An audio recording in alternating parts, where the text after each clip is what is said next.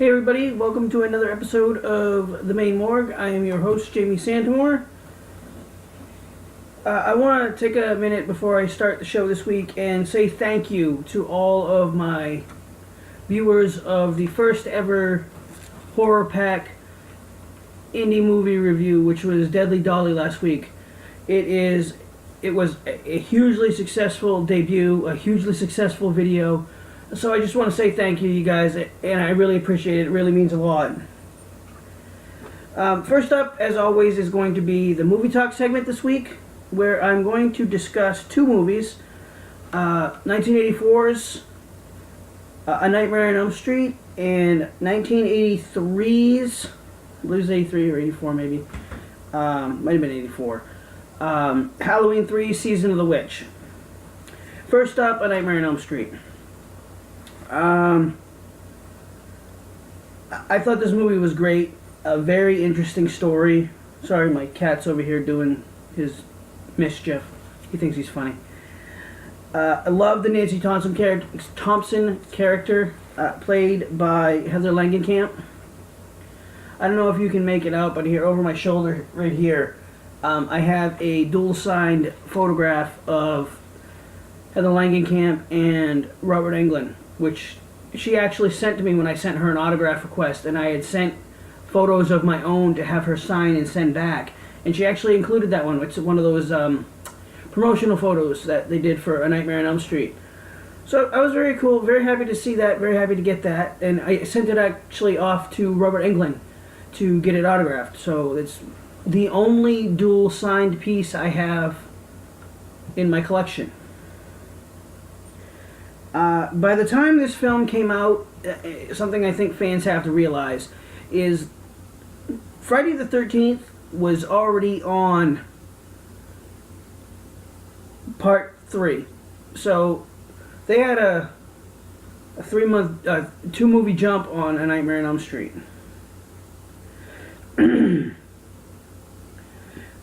This movie was so fresh, so new. The idea was new.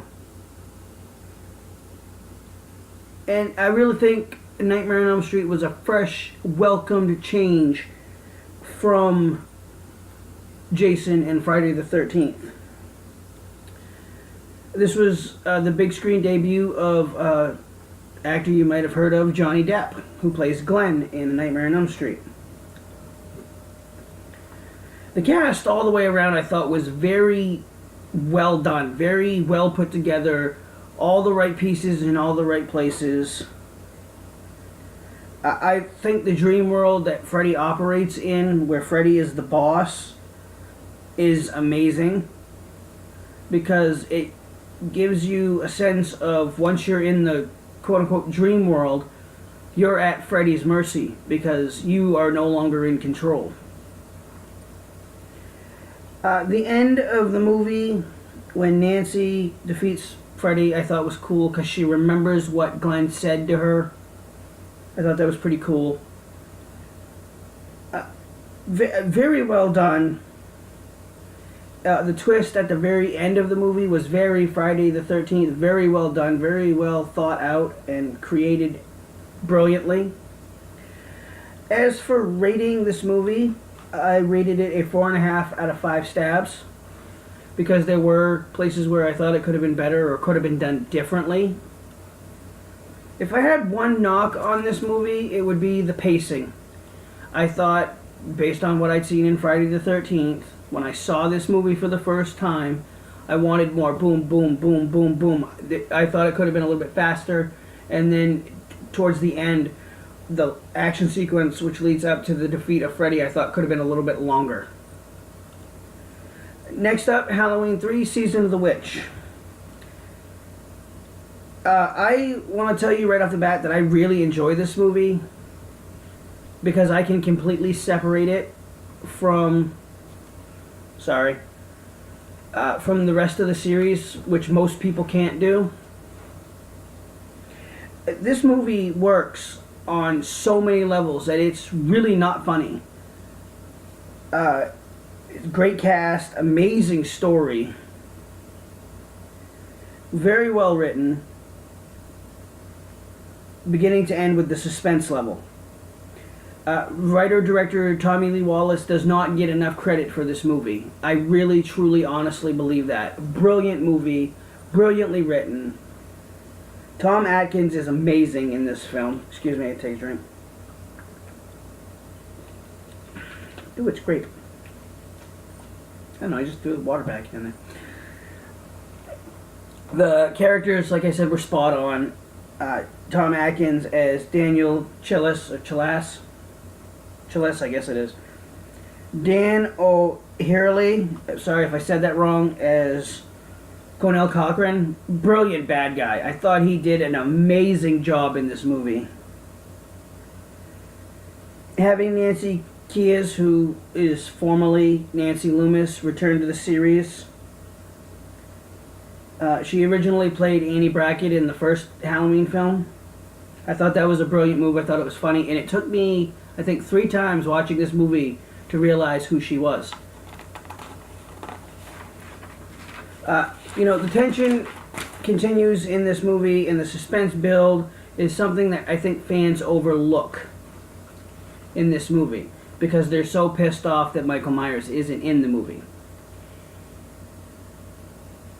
And before I reveal the ranking for this movie, please send all your hate mail for this segment to themainmorgue@gmail.com, because I give Halloween 3 Season of the Witch a perfect score of 5 out of 5 stabs. Because, like I said at the beginning of this, I can separate Halloween 3 Season of the Witch from the rest of the Halloween series. And I know that it doesn't fit between 2 and 4, which is why 4, 5, and 6 make their own trilogy. And then you go to H2O with 1 and 2 to make a trilogy. You can throw away Resurrection. And of course the Rob Zombie films are their own universe. Alrighty then, moving on, because I'm not going to dwell on it too much. Like I said, hate mail can come to the email. Or in the comments below here on YouTube. I want to talk a little bit about Star Wars, the original trilogy, the prequels, and The Force Awakens. Because somebody last week pointed out that I wear the symbol of the Jedi Order on my necklace. And I just got they sent me this long email about it. I recently watched the entire saga, 1 through 7. I mentioned it on the show, 2 or 3 weeks ago. Excuse me. And I love the entire series. I really do, from 1 to 7. And I know the prequels get a shit ton of hate, and I don't understand why. I love them because they explain how Anakin Skywalker went from a little boy to being a teenager or a young adult in Part 3 and becoming Darth Vader.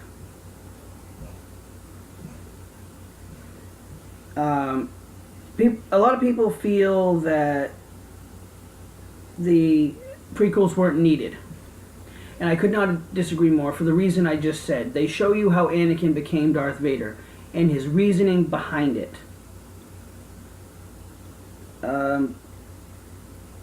Of course, the original trilogy was iconic. Nothing like that had ever been done before.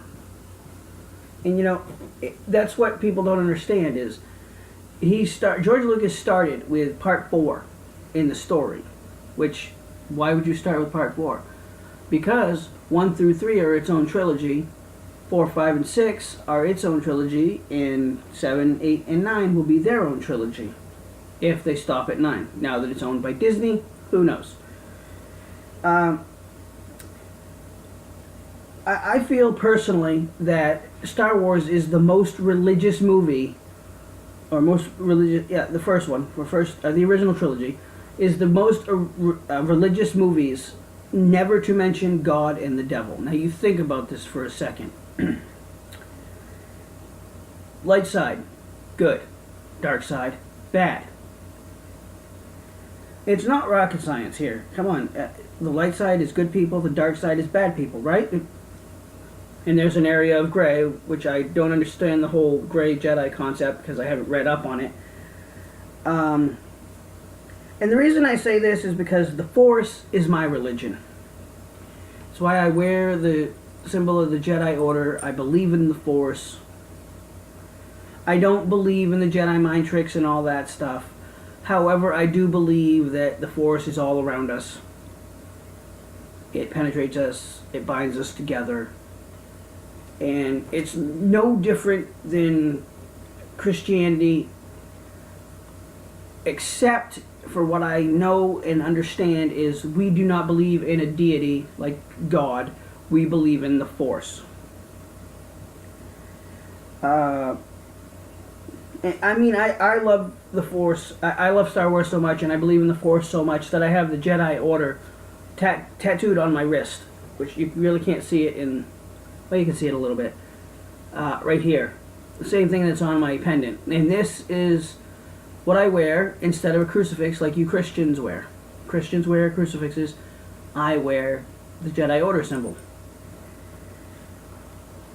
To wrap up the Star Wars talk, if you haven't seen Star Wars episodes 1 through 7, check them out because I think you'll find some amazing lessons in these films. It's an amazing adventure from beginning to end, and you just might learn something about yourself. Moving on. I'm going to answer a 6-pack of questions like I do every week now. This is the 3rd week I've done it, I think. And I'm going to tell you right now, ahead of time, that there are a lot of wrestling questions this week. Apparently, fans have seen my earlier shows where I talk about wrestling a lot. So, here we go.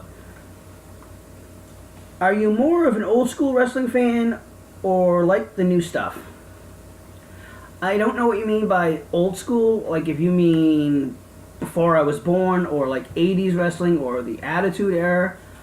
I'm a mix of both, but I do like the old style of storytelling where it was, you had 4 major shows a year, 4 major pay-per-views a year, and the Royal Rumble worked into WrestleMania, WrestleMania worked into SummerSlam, SummerSlam worked into Survivor Series, Survivor Series worked into the following year's Royal Rumble. I enjoy that because now you have 12 pay-per-views a month, and I guess, or 12 pay-per-views a year rather. So yeah, actually no, there's 19, I guess, on the schedule and for this year, and then next year they're going to have 24. Not including the NXT TakeOver shows on the WWE Network. So, I think WWE is oversaturating the market. There goes my computer screen behind me, flicking off during the show again. That's like the 3rd week in a row. Great timing. Anyways, I think they oversaturate the product, and you can't really get behind characters because there's a pay-per-view every 3 weeks. Raw has one every 4 weeks or whatever. SmackDown has one every 4 weeks now. And of course you have, coming up in November, you have Survivor Series, which is a cross-promotional pay-per-view. The only time Raw and SmackDown will be in the ring against each other. Which, I don't know. So to answer your question, I am more old school, but I do like a lot of the new stars, a lot of the new wrestlers, a lot of the new matches that we see. Which leads me to my next question. Old school top 5, new school top 5 singles wrestlers. Alright, and I wrote them down so I wouldn't forget. Old school top 5, for me, personally. Nature Boy Ric Flair, Bret the Hitman Hart, The Enforcer Arn Anderson, Mr. Perfect Kurt Hennig, and Tully Blanchard. New school top 5. Seth Rollins, Kevin Owens, Eddie Edwards, Kenny Omega, and Davey Richards. Now, I took this a step further just to save any more questions about this. Top 5 Attitude Era stars, and these could be WWE or WCW. Stone Cold Steve Austin and The Rock tied at number 1 because I think they were the most influential stars of the time. Eddie Guerrero, Dean Malenko, Jamie Noble, and the Crippler Chris Benoit. Now I'm going to do another one. Top 5 WCW stars. And this is from 91 to the closing of WCW. I believe it was in early 2001.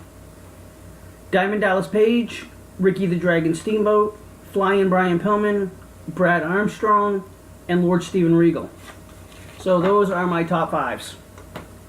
Moving on, next question.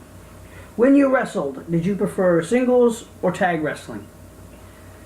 Well, I held 60...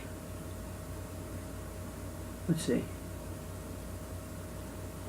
50-something singles titles, and no, 61 singles titles in my career, and 9 times was I a tag team champion. So I would say I was better at singles wrestling, but I also enjoyed tag teams. I'm the only person in WCCWA history to hold the tag team championships not only 9 times, but with 4 different partners. Myself and Nightwalker Eddie Ramsey were the longest reigning champions. As the Revolution, we were champions for 6.5 years. Nobody could beat us in that time. So I would say, to answer the question, I much preferred singles wrestling in that, excuse me, whether I won or lost was solely on me. And in tag teams, if your partner gets pinned, you both lose. So I was very much more a singles wrestler. Are you more of a Star Wars or Lord of the Rings fan? Well, I don't have a Lord of the Rings tattoo, and I don't wear a ring around my neck from Lord of the Rings. I do wear a ring around my neck right here, but that's a ring that my father made when I was a child. So no, I would have to say Star Wars, definitely. Do you have a superstition or routine when you're writing? Bowl of Doritos, bottle of water, can of soda, headphones, and music. That's what I do when I write all the time. Because I never know what I'm going to want, and I don't want to get out of my office to go get it. So I usually bring everything I need into the office. As you can see. Last question this week. Do you have any plans for new shows on YouTube? Right now I'm really just enjoying doing my little bonus videos when something cool happens on TV that I want to talk to you guys about, like last week or the week before that when I did the Scream Halloween special video. And I am going to do once a week the Horror Pack indie movie review. So right now I don't see a third video coming to the channel other than that occasional bonus video. I don't want to saturate my channel too much. I think 2 or 3 videos a week is good. Unless you guys send me requests of what you want me to do videos on, then I will gladly grant your requests in a timely manner. When I was doing so many updates for WickedCarnivalProductions.com, it became too time-consuming, where I almost didn't have time to do anything else. And, you know, I'm writing, I'm directing, I'm acting, I'm doing makeup effects. And I just don't have time in my day to be a husband and a father to my wife and my children and shoot a video every day. So I can't do it right now. But if for some reason it changes and I find more time in the day, I would absolutely consider doing another show on the Maine Morgue YouTube channel. If you have any ideas, hit me up in the comments below or send me an email, themainmorgue@gmail.com. Next up, I want to talk about writing characters. I get asked a lot about writing characters, and is it difficult, is it easy, how do you do it, what characteristics do you give them? So here's the answer to some of those questions. It is very important to write quality characters. If you don't write quality characters, you lose your audience very quickly. Or they don't care about the characters, so they don't care if they live or die. That is important. You have to create your characters so your audience cares about them, whether it's good or bad caring, whether they want to see them die or want to see them live to the end. I personally give myself, I give my characters attributes of myself or people that I know, because I think that lends itself to the writing process. When I wrote my first movie, Wicked Carnival, when I wrote my first script, I based the male character on myself, how I would act in that situation, how I would be smart to the horror movie rules and things like that. The final girl character was based loosely on can't remember the character's name, but the lead in Prom Night '08. That her whole backstory and all that was based on that character and that story. And another thing I do is I model my characters after other characters in other movies and TV shows. You'll find a lot of crossover names in my scripts, like JJ in the Sins of Man trilogy is named after Jennifer Jarreau on Criminal Minds. Jason Martin is a tribute to Jason Voorhees, but I spelled it differently, and with a Y instead of a Jason. I spelled it Jayson, and his last name is a tribute to my grandfather. And actually, Jason Martin's middle name is Henry, when my grandfather's name was Henry Martin. So I do things like that too.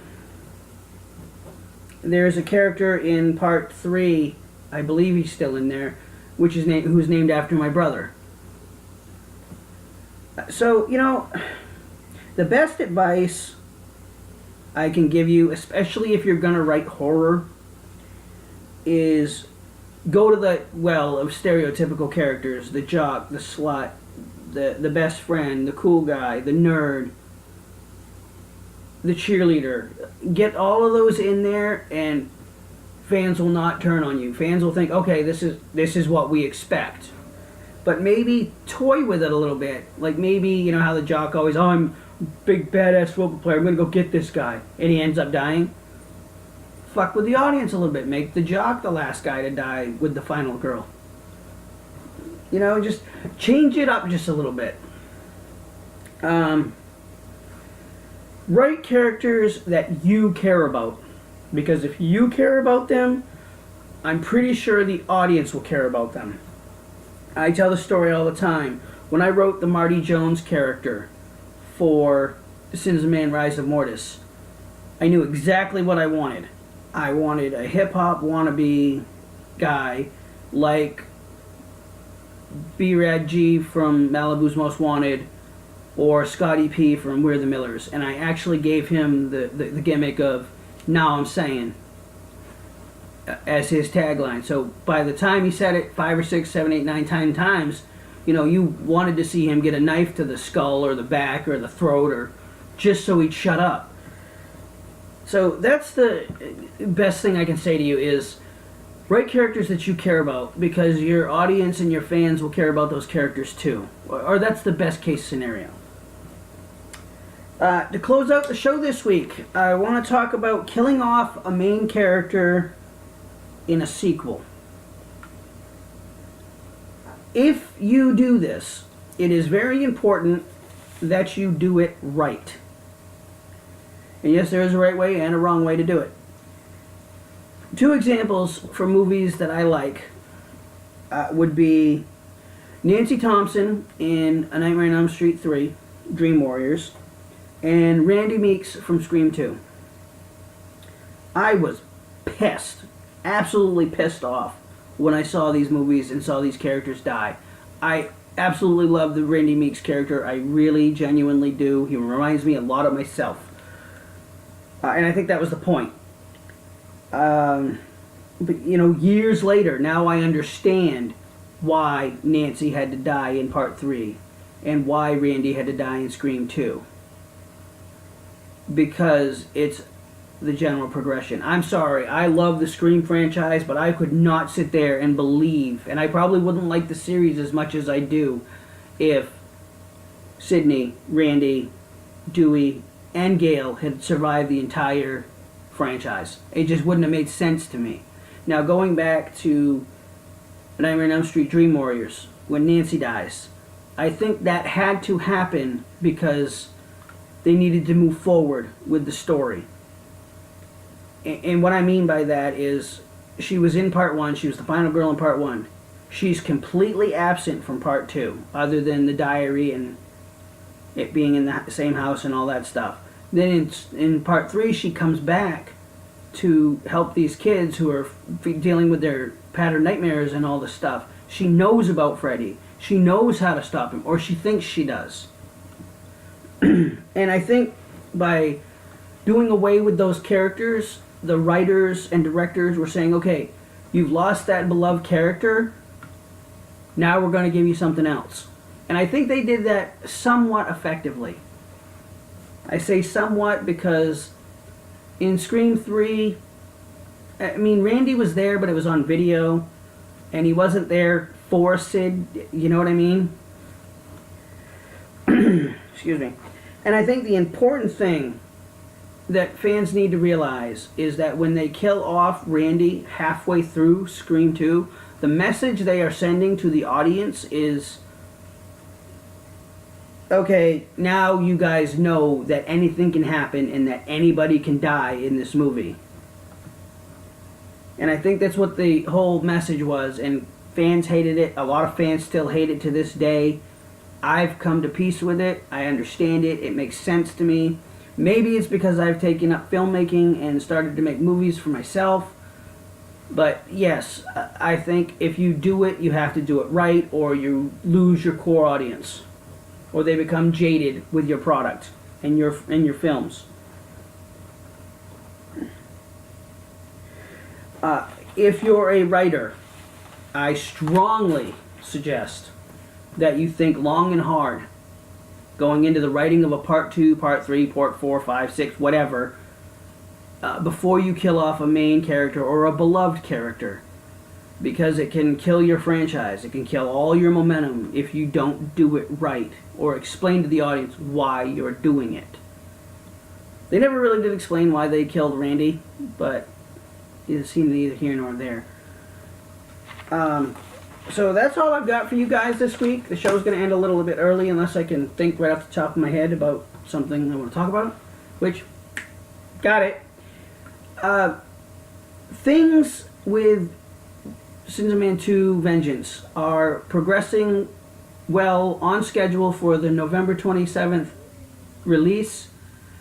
It will be available at Bull Moose stores in the state of Maine, as well as bullmoose.com for U.S. residents. If you live outside the United States and would like to get a copy of Sins of Man 2 Vengeance, you can order it directly from wickedcarnivalproductions.com. I believe we're going to do it via PayPal this year, and we'll go from there. Shipping will be different to different countries because it does, the shipping cost changes from country to country.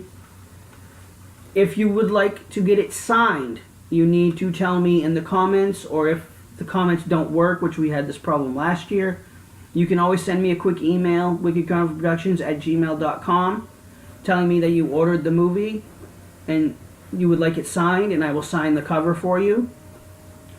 So that is absolutely all I have for you guys. The reason that the movie was delayed was because we have had so many things come up with CGI and digital effects and green screen and all that stuff that there's no way we could hit the release date, which was actually yesterday. I'm recording this very early on, very late on Halloween. So happy Halloween, everybody. I was gonna wear my Jason mask, which is over here. I wore it taking my kids out trick-or-treating. My son thought it was hilarious. He's 6. He's never seen Friday the 13th. He tells me it's scary, but when he's ready, Daddy's got him. I got them all, so we're good. So yeah, we just want to promote the best movie possible. We want to release the best movie possible. And in order to do that, we had to push the release date. I know I keep talking about this every week, but I just want fans to know that we take this very seriously, and we want to give you guys the best possible movie with Sins of Man 2 Vengeance, because I really cannot wait to see Sins of Man 3 come together and finish out the trilogy, and you'll be like, wow, I thought they did really good with Sins of Man 2.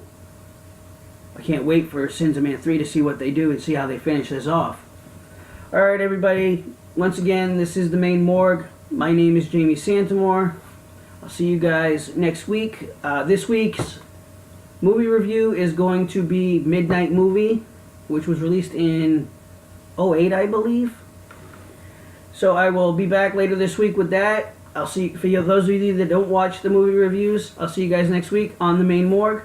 Stay humble, stay hungry, everybody.